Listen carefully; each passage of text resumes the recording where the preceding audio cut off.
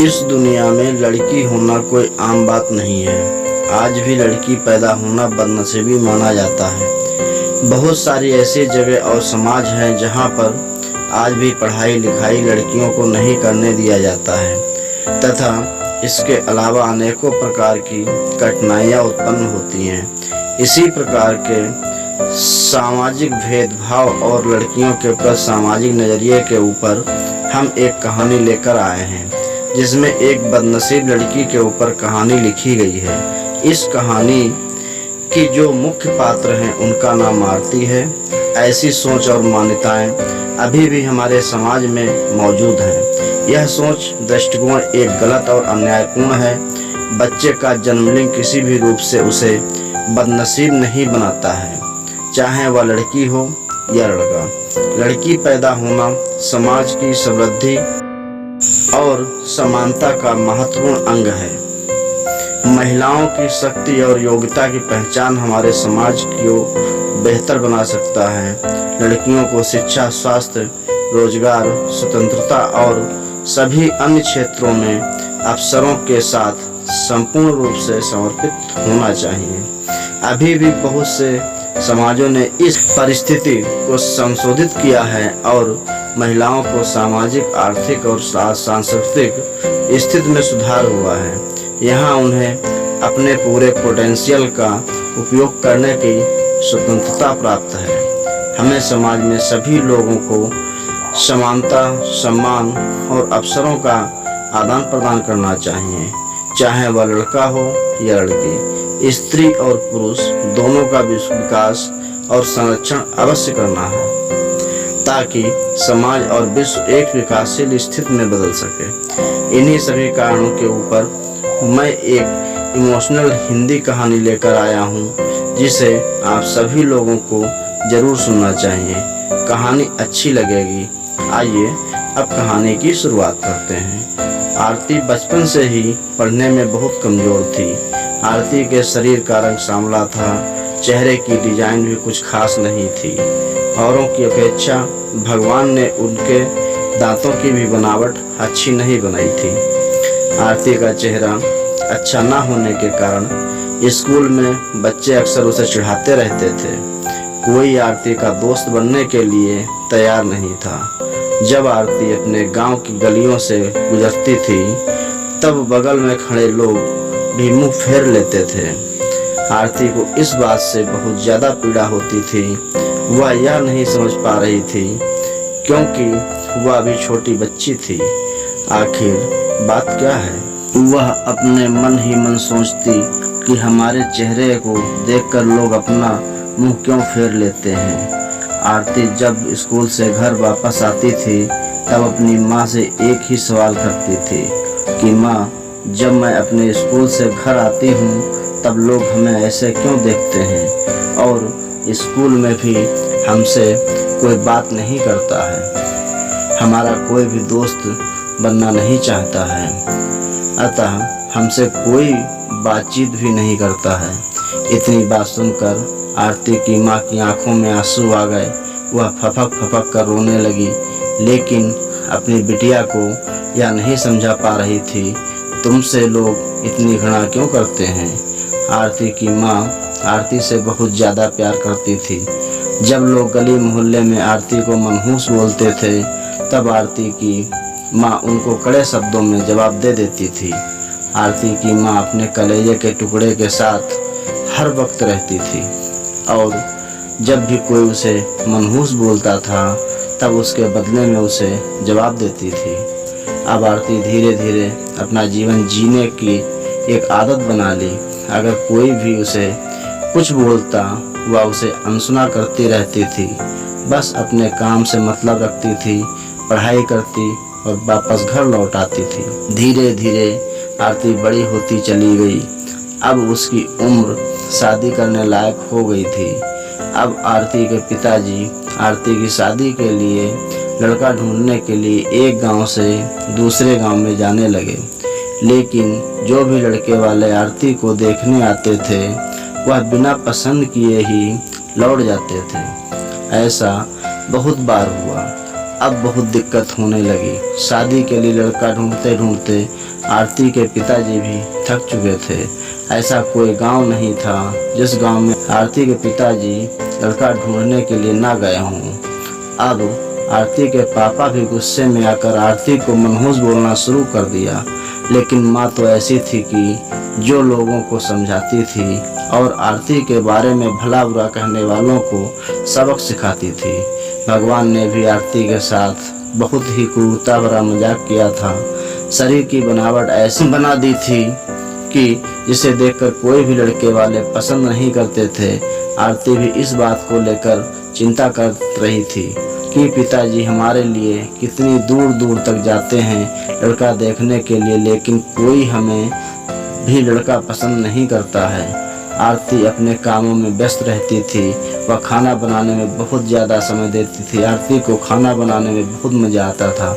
आरती ने बहुत सारे खाना बनाने की रेसिपी के बारे में जानकारी हासिल कर ली थी। इसके लिए उन्होंने किताबें, रेडियो, टीवी चैनल पर वीडियो देख लेती थी। आरती के द्वारा बनाया गया खाना बहुत स्वादिष्ट और टेस्टी लगता था। आरती की तारीफ उसके चेहरे से कोई नहीं करता था, लेकिन उनके खाना बनाने का जो तरीका था, उनके खाने में जो स्वाद था, उसकी हर कोई तारीफ करता था। खाना बनाने में आरती के आसपास की जितनी भी औरतें थीं, उन सभी औरतों में आरती बहुत ज़्यादा फेमस हो गई थी। जिस औरत को लगता था कि आज नया खाना बनाना है और कुछ नया आइडिया, इसमें नया टेस्ट लाना है, तो वह औरत आरती के पास में आकर जानकारी लेती थी। बहुत सारी औरतें यह भी सोचती थी कि हम सभी औरतें आरती से खाना बनाने की विधि सीख लें, लेकिन यह उन सभी के बस की बात नहीं थी। आरती के हाथ में ऐसा टाइमिंग जादू था जो आरती की इस कला को कोई सीख नहीं पाया। आरती का जीवन उतार चढ़ाव में कट रहा था। माता पिता और रिश्तेदार सभी मिलकर बहुत कोशिश कर रहे थे कि आरती की शादी कहीं ना कहीं हो जाए। बहुत कोशिश के बाद मम्मी पापा ने एक लड़के वालों को मना लिया था। वे सब आरती को देखने के लिए घर पर आने वाले थे। आरती को इस बात की खबर लग जाती है कि हमारी शादी होने वाली है। आरती दुखी हो जाती है और गुस्सा करने लगती है, और आरती रोती हुई कहने लगती है कि आप सब इतने सारे लड़के वालों को देखने के लिए बुलाते हो, लेकिन कोई भी हमें पसंद नहीं करता है, और जो भी आता है हमारी मजाक बनाकर चला जाता है। आप सबकी बदनामी होती है। गांव समाज के लोग बोलते हैं कि लड़के वाले देखने आए थे और आरती को पसंद नहीं किया।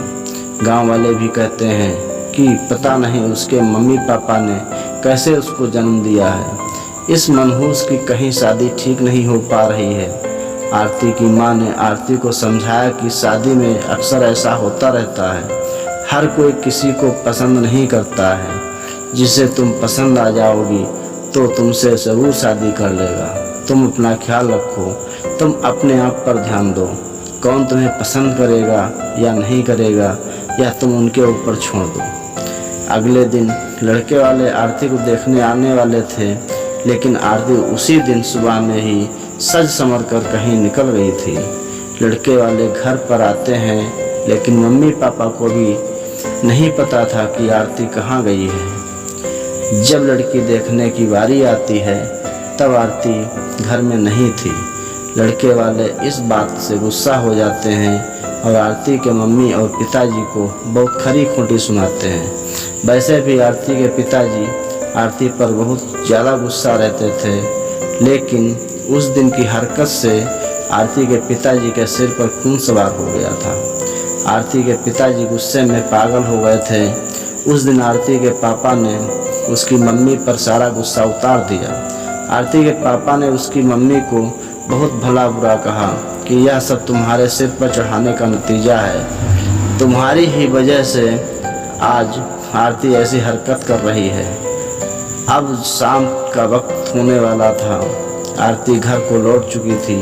आरती के चेहरे पर बहुत ज़्यादा खुशी थी और उसके हाथ में एक चेक था। आरती कोई एक सर्टिफिकेट लेकर आई थी। आरती ने अपनी उपलब्धि के बारे में अपनी मम्मी से कुछ बोलने वाली ही थी कि इसी बीच आरती की मम्मी ने उसको खरी खूंटी सुनाना शुरू कर दिया। उसकी मम्मी ने आरती को इतनी खरी खोटी सुनाई कि आरती ने सपने में भी या नहीं सोचा था कि मम्मी आज हमें इतना भला बुरा बोलेगी। इससे पहले आरती की मम्मी ने आरती को इस तरह से शब्दों का उच्चारण कभी नहीं किया था। आरती की माँ ने आरती से एक बात बोली कि वह सभी लोग सही कह रहे थे कि तुम सच में मनहूस हो। आज तुम्हारी वजह से सब कोई परेशान है। अच्छा होता कि तुम पैदा होते ही मर जाती। आज यह दिन हमें देखना नहीं पड़ता। गांव घर में मेरा सिर नहीं उठ पा रहा है। आरती इस वाक्य को सुनकर अवाक थी। वह कुछ बोल नहीं पा रही थी, क्योंकि जब आरती बोलने की कोशिश कर रही थी तभी उसकी मम्मी के शब्दों से उसकी आवाज़ दब जाती थी। आरती चुपचाप निठुर भाव से खड़ी थी। आरती की आंखों में से आंसू बह रहे थे। आरती बहुत व्याकुल हालत में खड़ी थी। वह कुछ बोल नहीं पा रही थी। आरती अपनी माँ से एक ही सवाल कर रही थी, माँ क्या मैं इतनी बदनसीब हूँ कि मुझे आप मारना चाहती थी? क्या मैं मर जाऊँ? मैं इतनी बुरी हूँ? आप मुझे मारना चाहती थी? मैंने ऐसी क्या गलती कर दी है? आरती के द्वारा बोली गई एक भी बात का असर उसकी मम्मी पर नहीं हुआ। आरती की मम्मी काम कर रही थी और गुस्से में आरती के ऊपर अनेकों बातों का प्रहार कर रही थी। आरती निठुर भाव से अपनी मम्मी की ओर देख रही थी और उनकी बातों को सुन रही थी। आंखों से आंसू बह रहे थे, लेकिन आरती चुपचाप खड़ी रही। आरती एक ही सवाल कर रही थी, माँ क्या आप मुझे मारना चाहती हो? गुस्से में मम्मी ने भी बोल दिया, हाँ। आरती बिना एक पल बिताए ही सीधा अपने कमरे में जाकर दरवाज़ा बंद कर लेती है। 1-2 मिनट के बाद में मम्मी का गुस्सा शांत होता है। तब आरती की मम्मी को अपनी गलती का एहसास होता है। तब आरती की मम्मी आरती के कमरे के तरफ गई और दरवाज़ा खोलने के लिए बोली, लेकिन आरती ने अपने कमरे को अंदर से बंद कर लिया था। आरती की माँ ने जब देखा कि आरती ने दरवाज़ा अंदर से बंद कर लिया है, आरती की माँ ने सोचा कि यह कोई गलत कदम ना उठा ले। इसलिए आरती की मम्मी ने उसके पापा के पास तुरंत फ़ोन किया घर आने के लिए। कहा आरती के पिताजी घर आ गए और दोनों ने मिलकर दरवाज़ा खुलवाने की काफ़ी कोशिश की, लेकिन आरती ने दरवाज़ा नहीं खोला। कुछ समय बीतने के बाद आरती के पिताजी को एहसास हुआ कि आरती ने कुछ गलत कर लिया है। आरती के पिताजी ने तुरंत दरवाज़ा को तोड़ दिया। आरती की मम्मी पापा ने अंदर का सीन देखा तो अवाक रह गए। देखा कि आरती ने दुपट्टे का फंदा बनाकर पंखे से लटक गई थी। अभी ज़्यादा वक्त नहीं हुआ था, वह सिर्फ बेहोश हुई थी। माँ और पिताजी ने तुरंत उसे उठाकर पंखे से अलग किया, फिर गले से दुपट्टा निकाला और बेड पर आरती को लिटा दिया। स्थिति को देखते हुए उन्होंने तुरंत डॉक्टर को फ़ोन लगाया। माँ की नज़र अपनी लाडली बेटी आरती की मुट्ठी बंधे हाथ पर जाती है। हाथ में एक चिट्ठी थी और टेबल पर पड़ा 5 लाख रुपए का चेक मिलता है, जिसमें 5 स्टार होटल में शेफ की नौकरी करने के लिए कन्फर्मेशन लेटर था। उसी कन्फर्मेशन लेटर और चिट्ठी को लेने के लिए आरती बाहर गई थी। कुछ समय के बाद डॉक्टर आते हैं और आरती का इलाज करते हैं। डॉक्टर आरती का चेकअप करने के बाद बोलते हैं कि शुक्र है लड़की बच गई है। कुछ सेकंड और देरी हो जाती तो आज यह लड़की हम सभी के बीच नहीं रहती। आरती बेड पर बेहोश अवस्था में पड़ी थी।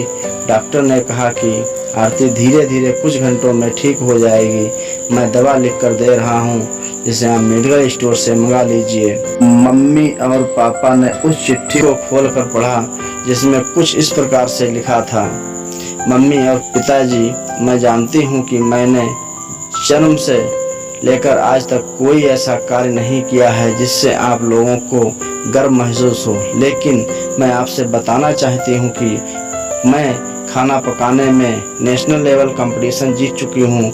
इसमें मुझे 5 लाख रुपए का चेक और प्रथम स्थान मिला है। मेरे द्वारा बनाया गया खाना ऑर्गेनाइजेशन को इतना पसंद आया कि वह मुझे एक बहुत बड़े होटल में बतौर मास्टर शेफ की नौकरी के लिए कंफर्मेशन लेटर भी दे दिया था।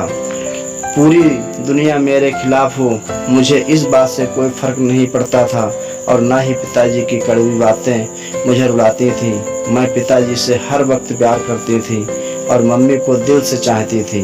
मैं जानती थी कि मम्मी और पिताजी केवल बाहर से ही सख्त दिखते हैं, लेकिन अंदर से मुझे बहुत ज़्यादा प्यार करते हैं। यदि मम्मी और पिताजी मुझे प्यार नहीं करते तो मेरे लिए बिना कहे कपड़े, मिठाई और किताबें नहीं ला कर देते। माँ की ममता और प्यार को क्या कोई बयां कर सकता है। माँ मेरी चाहत और दुनिया थी। पिताजी का प्यार मुझे बहुत सताएगा। मैं अब इस दुनिया को अलविदा कहकर जा रही हूँ। मेरी माँ, मेरे पिताजी इस दुनिया के सबसे खूबसूरत माँ बाप हैं। मैं जानती हूँ कि आपने कभी न कभी भगवान से प्रार्थना जरूर की होगी कि अगले जन्म में हमको ऐसी औलाद मत दीजिएगा, लेकिन मैं भी भगवान से प्रार्थना करती थी कि अगले जन्म में क्या 7 जन्मों तक मुझे आप जैसे ही मम्मी पापा मिले। और आज भी यही प्रार्थना कर रही हूँ। मैं उस भगवान के पास जा रही हूँ जहाँ आप लोग बहुत पहले हमें भेजना चाहते थे। चिट्ठी में बहुत सारी इमोशनल बातें लिखी हुई थी, जिसे पढ़कर आरती के मम्मी पापा के पांव तले की जमीन खिसक गई थी।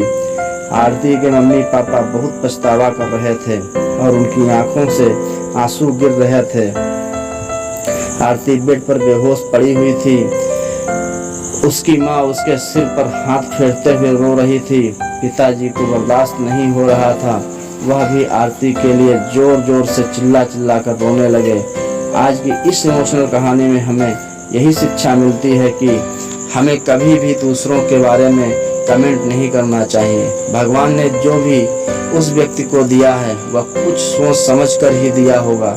दूसरे पर कमेंट करने से पहले हमें खुद के भी देख लेना चाहिए कि हमारे अंदर कितने अवगुण हैं। यदि यह इमोशनल कहानी आपको पसंद आई हो तो कृपया वीडियो को लाइक और शेयर करें। और हाँ, ऐसी इमोशनल, ज्ञानवर्धक, रोचक और मज़ेदार कहानियों को सबसे पहले देखने और सुनने के लिए हमारे YouTube चैनल को सब्सक्राइब अवश्य कर लें। धन्यवाद।